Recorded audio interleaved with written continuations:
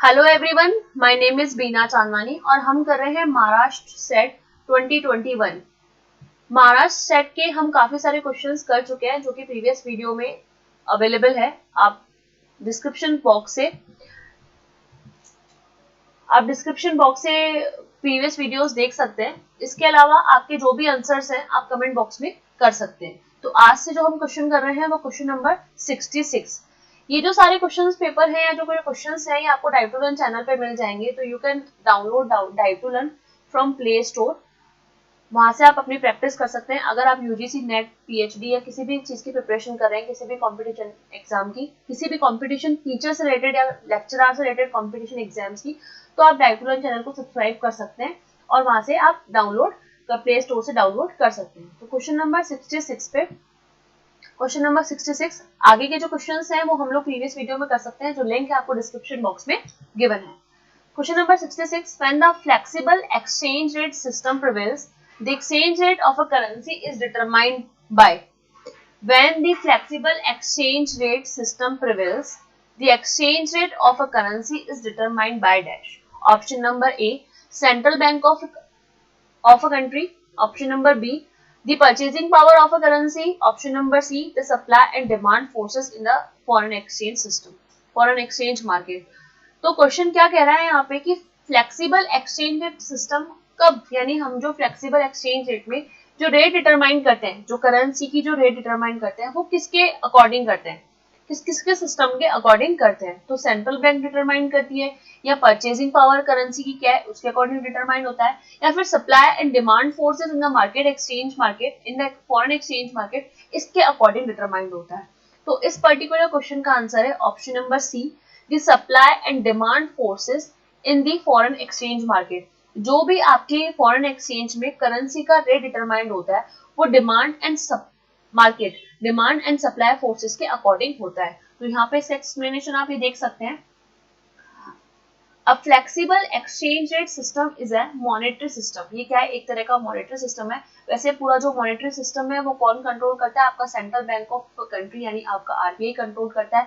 लेकिन वहां पे भी जो डेट डिटरमाइंड होती है, जो डेट डिसाइड होती है वो मार्केट फोर्सेस के अकॉर्डिंग होती है। तो a flexible exchange rate system is a monetary system that allow the exchange rate to be determined by the supply and demand, यानी जो भी आपकी डिटरमाइंड होगी वो सप्लाई एंड डिमांड फोर्सेस के अकॉर्डिंग होगी। तो क्वेश्चन नंबर 66 का जो राइट आंसर है वो option number C, the supply and demand forces in the foreign exchange market.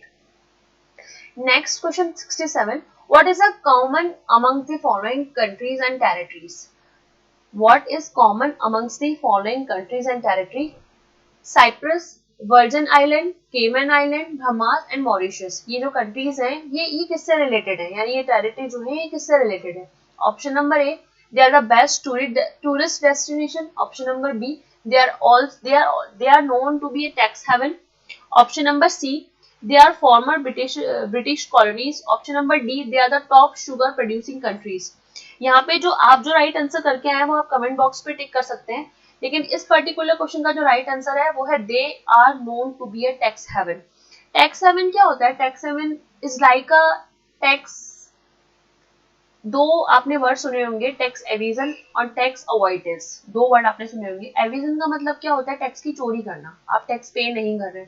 लेकिन अवॉइडेंस का मतलब होता है आप डिफरेंट टाइप के डिडक्शंस लगा के या बहुत सारे तरह के डिडक्शंस को यूज करके आप बहुत सारे अलाउंसेस का बेनिफिट उठा के अपने टैक्स को कम कर देते हैं। तो उसको क्या बोलते हैं? हम एक तरह का टैक्स हेवन बोलते हैं। तो tax haven is a country that offer foreign business. ही टैक्स हेवन जो है वो एक ऑफर देता है किसको? फॉरेन बिजनेस को या इंडिविजुअल्स को, ताकि टैक्स की रेट कम से कम हो या तो बहुत नॉमिनल हो या हो ही नहीं।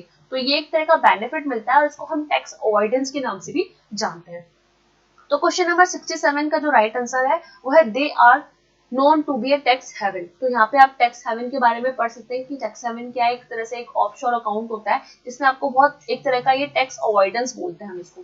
टैक्स अवॉइडेंस में क्या होता है? टैक्स अवॉइडेंस में हम लोग बहुत नॉमिनल अकाउंट या बहुत मिनिमम अमाउंट या फिर बिल्कुल भी टैक्स नहीं पे करते हैं। तो कंपनी ऐसे अलाउंसेस का या ऐसे डिडक्शंस का बेनिफिट उठा के टैक्स की रेट को या टैक्स के अमाउंट को बहुत कम से कम करने की कोशिश करती है। तो ये सारी जो कंट्रीज हैं एक तरह से टैक्स हेवन में काउंट होती है। इसके अलावा भी डिफरेंट कंट्रीज और भी है जो कि टैक्स नीदरलैंड वगैरह, ये सारी एक तरह से टैक्स हेवन टेरिटरीज में आती है।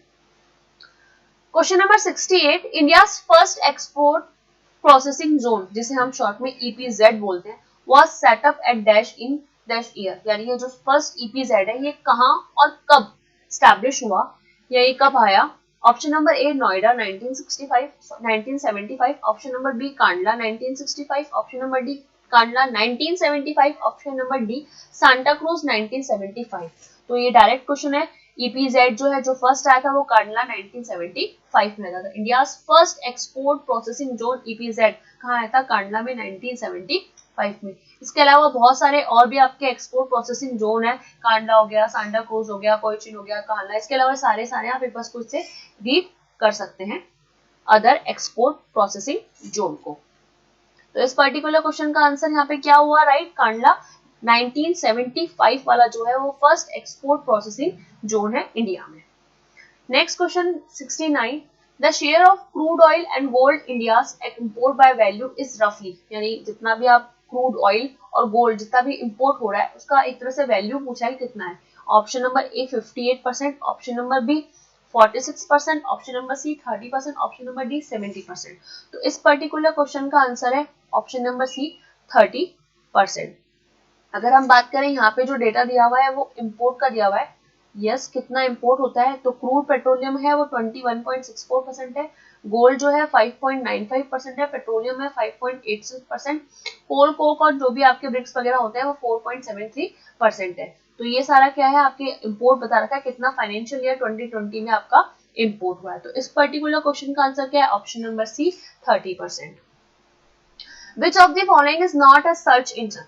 Which of the following is not a search engine? Option number A Bing, option number B Google, option number C Yahoo, option number D Windows। तो कौन सा सर्चिंग इंजन नहीं है? तो यहाँ पे Bing, Google एंड Yahoo तीनों ही searching engine है और इस पर्टिकुलर क्वेश्चन का आंसर है ऑप्शन नंबर डी। डी आपका सर्चिंग इंजन नहीं है, जो कि विंडोज आपका सर्चिंग इंजन नहीं है। आपने अपने लैपटॉप में और फोन्स आपने विंडोज के यूज किए होंगे, तो एक सर्चिंग इंजन नहीं है वो, एक तरह से विंडोज जो है वो सर्चिंग इंजन नहीं है। ऑप्शन नंबर 70 का जो राइट आंसर है वो option number D. Next question 71, name the institution which was set up in 1982 to promote integrated rural development. Option question number 71, name the institution which was set up in 1982 to promote integrated rural development. Option number ए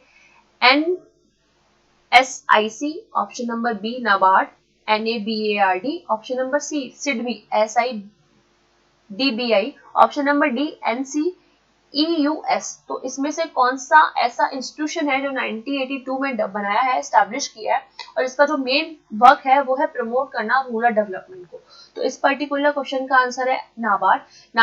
नाबार्ड की full form है national bank for agriculture and rural development, और जिसको establishment किया गया था वो किया हुआ था इसका एस्टैब्लिशमेंट था 12 जुलाई 1982 को।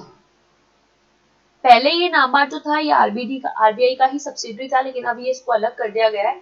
तो इसका जो एस्टैब्लिशमेंट ईयर है 1982, 12 जुलाई 1982, और ये किसके लिए मेनली वर्क करता है? ये रूरल डेवलपमेंट को प्रमोट करने के लिए वर्क करता है। तो क्वेश्चन नंबर 71 का जो राइट आंसर है वो है option number B NABARD, national bank for rural agriculture and rural development.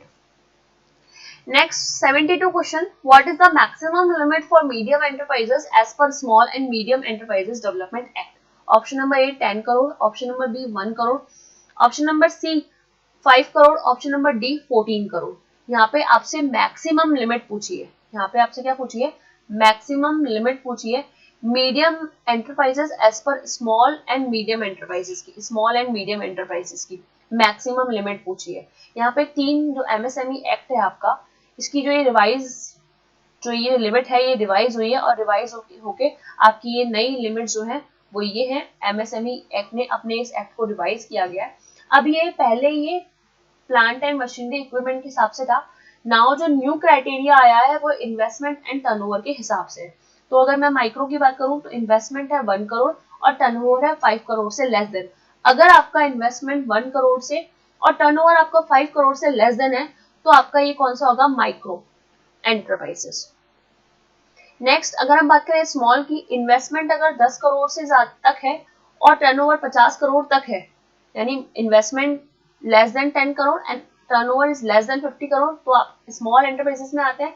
और अगर 20 करोड़ से लेस देन और 100 करोड़ से लेस देन है तो आप मीडियम एंटरप्राइजेस में आते हैं। तो यहाँ आपसे इस जो पर्टिकुलर क्वेश्चन का आंसर है वो है आपका 10 करोड़। क्वेश्चन नंबर 72 का जो राइट आंसर है वो है ऑप्शन नंबर ए, 10 करोड़। यहाँ पे इन्वेस्टमेंट की स्मॉल की बात करिए और स्मॉल का क्या है यहाँ पे 10 करोड़। 14 करोड़ ऑप्शन में आपको दिख रहा है, कहीं भी ऐसी कोई लिमिट है नहीं। 1 करोड़ आपको दिख रहा है, लेकिन यहाँ पे 1 और 5 जो है वो माइक्रो में आ रहा है, हमसे पूछा है स्मॉल, तो 10 करोड़ जो है उसका राइट आंसर है। Question number 73, the basic aim of lead bank scheme is that. Option number A, big bank should try to open offices in each district. Basically मैं आपको लीड बैंक बता दूं, लीड बैंक वो bank होते हैं जो एक मेनली एक डिस्ट्रिक्ट में या किसी एरिया में होता है, वो अपने एरिया के सारे बैंक को कंट्रोल करने के लिए, प्रमोट करने के लिए या कॉपरेट करने के लिए जो वर्क करते हैं वो सारे आपके लीड बैंक्स होते हैं। तो यहाँ पे बेसिक एम क्या है आपके लीड बैंक स्कीम्स का? Option number A, big banks should try to open offices in each district. Option number B, there should be a stiff competition among the various nationalized bank. Option number C, individual bank should adopt the particular district for intensive development. Option number D, all the banks should be make intensive efforts to mobilize deposit. यहाँ पे क्या main M है lead bank का? तो यहाँ पे जो particular answer है वो है option number C, individual bank should adopt particular district for intensive development. यानी उसके एरिया में जितने भी बैंक्स आ रहे हैं, उसके डिस्ट्रिक्ट में जितने भी आ रहे हैं, उन सबका डेवलपमेंट करना लीड बैंक का बेसिक एम होता है। बेसिकली लीड बैंक होता क्या है? लीड बैंक होता है, अगर मैं रूरल एरिया की बात करूं तो जितना भी बैंकिंग सेक्टर में क्रेडिट की या जितना भी एडवोकेट फंड की रिक्वायरमेंट है उसको प्रोवाइड करवाने का वर्क करता है। कोऑर्डिनेट करना, जितने भी कोऑपरेटिव बैंक्स हैं, कमर्शियल बैंक्स हैं, फाइनेंशियल इंस्टीट्यूशंस हैं, इनके बीच में कोऑर्डिनेट करने का काम करता है। सर्वे करता है, आइडेंटिफाई करता है अगर कोई भी प्रॉब्लम है किसी भी बैंक को स्टार्ट करने के लिए या किसी भी ब्रांच में, तो उसको रिलेटेड प्रॉब्लम को सॉल्व करता है। और एस्टिमेट लगाता है वो कि कितना हमें डिपॉजिट की रिक्वायरमेंट है और कितना क्रेडिट के बीच में जो गैप होता है उसको एक तरह से एस्टिमेट करने का वर्क भी करता है आपका लीड बैंक करता है। तो क्वेश्चन नंबर 73 का जो राइट आंसर है वो है individual bank should adopt particular district for intensive development. Question number 73 का जो राइट आंसर है वो है ऑप्शन नंबर सी। आप अपना आंसर जो है कमेंट बॉक्स में कर सकते हैं ताकि एक हमें हो जाए कि आपने ये आंसर टिक किया, और चेक भी कर सकते हैं कि आपके इससे कितने क्वेश्चन यहाँ पे राइट हुए हैं। Next question 74, Which amongst the following is not major reason for incipient sickness? incipient sickness क्या होती है? ये एक तरह से बीमार जिसे बोलते हैं कंपनी के लिए होती है। तो जब कोई कंपनी बीमार हो जाती है तो उससे रिलेटेड क्या रीजन नहीं है, यहाँ पे रीजन नॉट पे फोकस कीजिएगा, यहाँ पे नॉट पे फोकस करना कि नॉट आपसे नॉट पूछा है, ठीक है। ऑप्शन नंबर ए जो है, dilatoriness on the part of the government in sanctioning licensing, यानी ये तो एक तरह से प्रॉब्लम हो सकता है ना, किसी भी पर्टिकुलर को स्टार्ट करने के लिए अगर आपका लाइसेंस का सैंक्शन नहीं मिल रहा है तो ये प्रॉब्लम हो सकती है।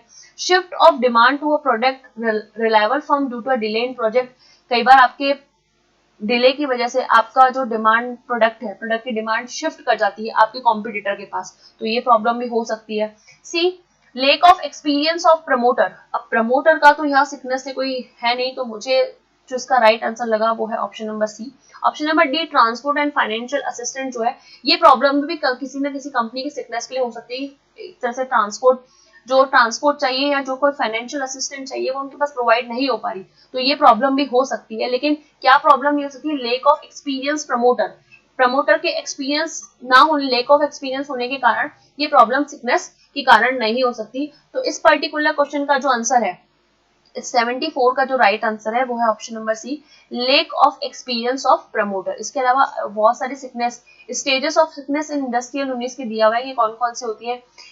कंटिन्यूअसली डिक्लाइन प्रॉफिट हो रहा हो, लॉसेस में जा रहा हो, या बहुत सारी प्रॉब्लम की वजह से आपकी कंपनी क्या हो सकती है? सिकनेस हो सकती है। लेकिन प्रमोटर अगर एक्सपीरियंस नहीं है तो that is not a reason of sickness.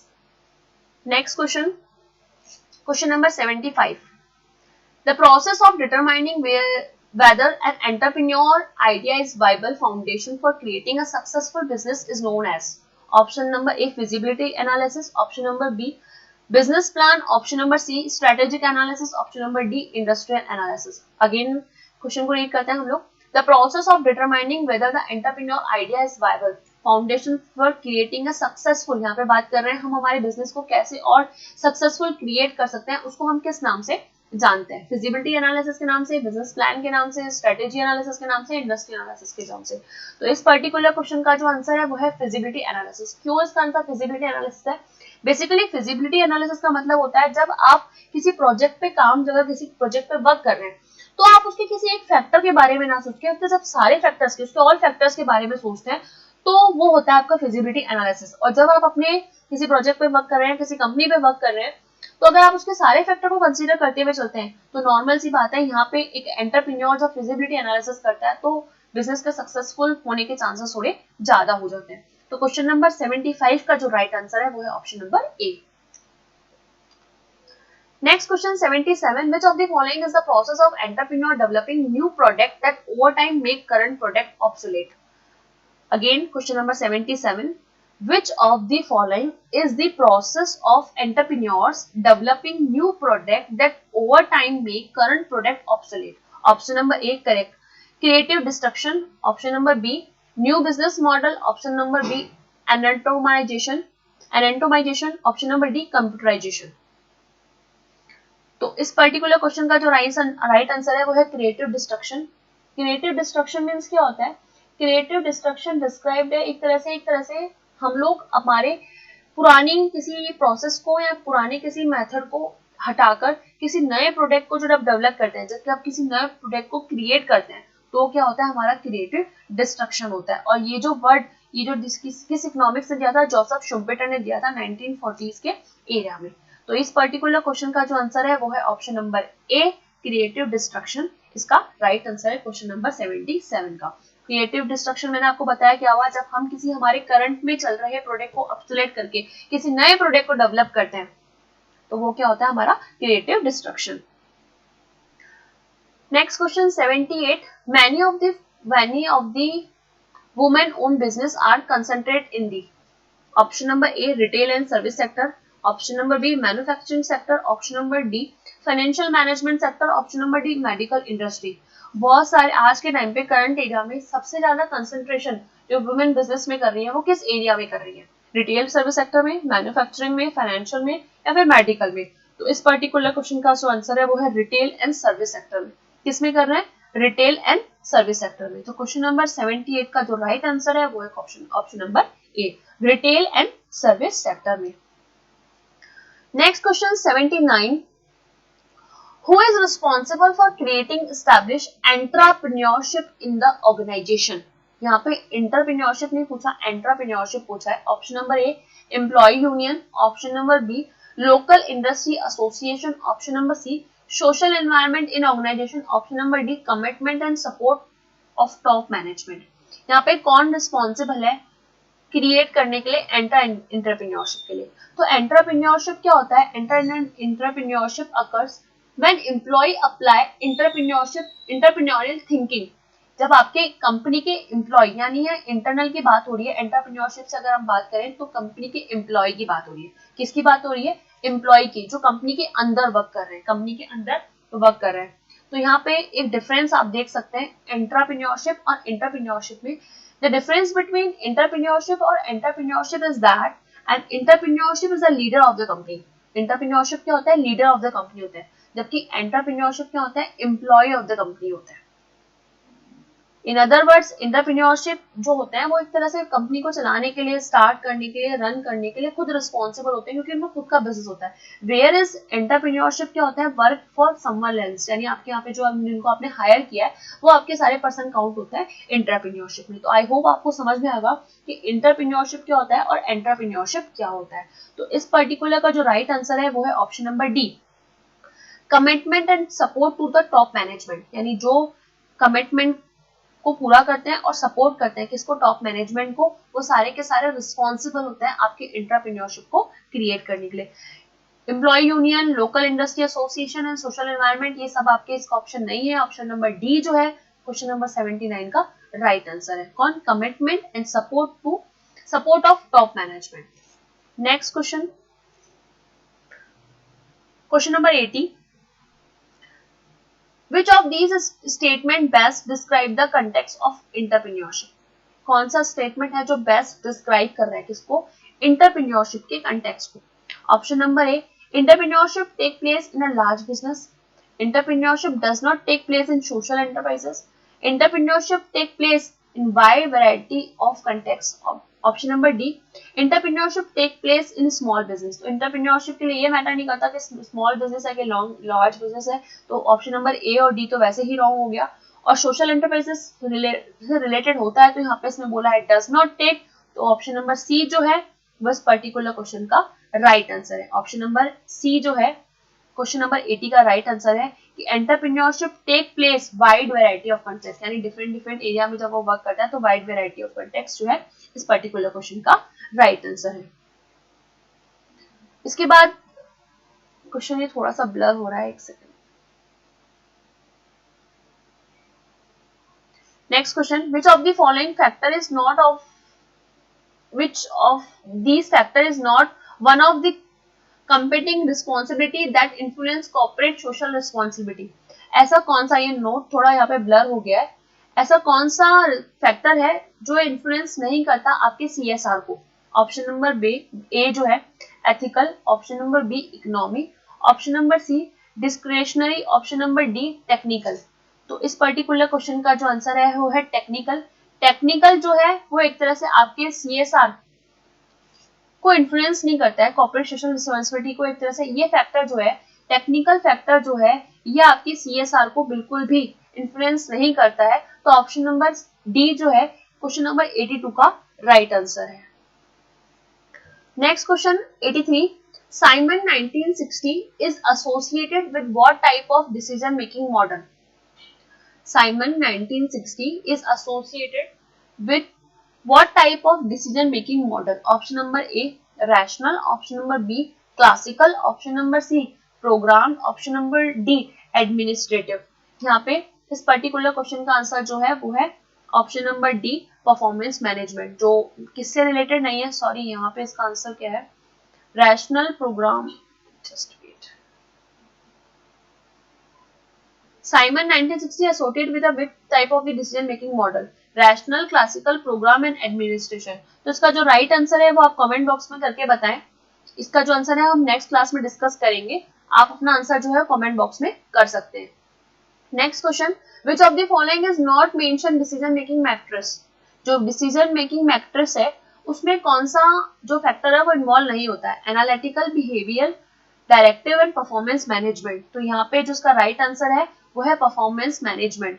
Which of the following is not mention, यहाँ पे नॉट पे आप फोकस कीजिएगा, यहाँ पे नॉट है, और एनालिटिकल, बिहेवियर और डायरेक्टिव ये तीनों ही एक तरह से डिसीजन मेकिंग मैट्रिक्स के पार्ट है। डिसीजन मेकिंग मैट्रिक्स में तीनों को मेंशन किया गया है, लेकिन परफॉर्मेंस मैनेजमेंट को इसको डिसीजन मेकिंग मैट्रिक्स में इन्वॉल्व नहीं किया गया। तो क्वेश्चन नंबर 84 का जो राइट आंसर है वो है ऑप्शन नंबर डी। आपके जो भी राइट आंसर है वो आप कमेंट बॉक्स में कर सकते हैं और ज्यादा से ज्यादा इस वीडियो को लाइक एंड शेयर कर सकते हैं। बाकी के जो आपके रिमेनिंग क्वेश्चंस हैं वो हम नेक्स्ट वीडियो में डिस्कस करेंगे। आज के लिए सब इतना, थैंक यू सो मच।